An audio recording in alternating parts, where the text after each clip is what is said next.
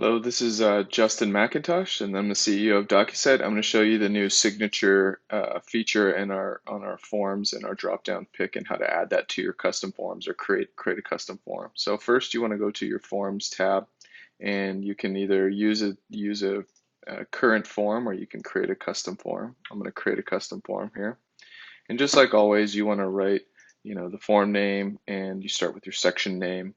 And then now when we get into the meat of it, you click this little drop down menu that says select a field, and you select your signature feature.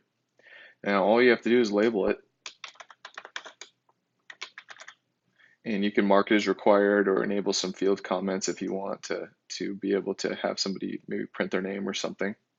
And then you click add, and you'll see this little icon here, and um, it's very apparent that it's been saved. Now I'm going to show you the drop down menu as well. So I'm going to add another field.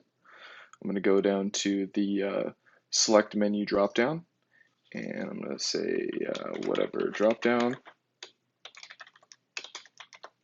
and option 1, option 2, and you can do as many options as you want on here. And then I'm going to add it.